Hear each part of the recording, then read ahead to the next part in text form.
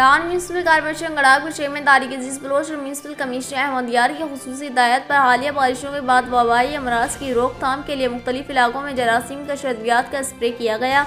इस मुहिम की निगरानी म्यूनसिपल अफसरान और अमले ने की और मुख्तलिफ यूसीस और गली मोहल्लों में जरासीम का शरदियात का मौसर स्प्रे किया गया।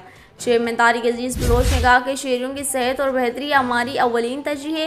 बारिशों के बाद बीमारियों के खदशात को मद्देनजर रखते हुए ये मुहिम बाकायदा तौर पर शुरू की गई है।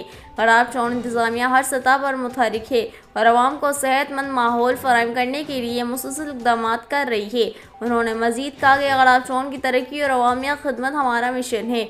इसके लिए किसी भी मुश्किल सूरत हाल में शहरियों को तनहा नहीं छोड़ा जाएगा। चेयरमैन ने शहरियों से अपील की कि वो सफाई सुथराई के अमल में इंतज़ामिया का साथ दें और अपने घरों और इर्द गिर्द के माहौल को साफ रखें ताकि बीमारियों के फैलाव को रोका जा सके। उन्होंने ये भी कहा कि अगर आवाम ताउन करेंगे तो गड़ाब टाउन के शहरियों को महफूज और बेहतर माहौल मैसर आएगा और स्प्रे मुहिम के मुस्बित नताइज जल्द सामने आएंगे।